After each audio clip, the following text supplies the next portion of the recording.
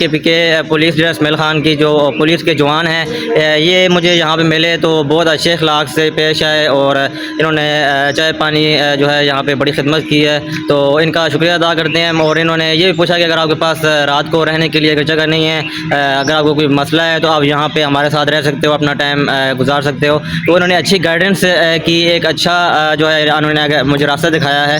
तो डेरा इसमाइल ख़ान में अभी देखें किस तरह से आप अगर आप आते हैं यहाँ पे डेरा इसमाइल ख़ान, अगर आप जा रहे हैं और आप ये समझते हैं कि वहाँ पे जाके हमें कोई मुश्किलात पेश आने वाली है, तो ऐसा बिल्कुल भी नहीं है। यहाँ के जो डेरा इसमाइल ख़ान के लोग हैं, यहाँ की जो पुलिस है, अगर उनका आपसे मिलाप होता है तो वो आपको एक अच्छी गाइडेंस देते हैं। अगर आपके पास कोई फैसिलिटी नहीं है तो आपको फैसिलिटी भी प्रोवाइड करेंगे।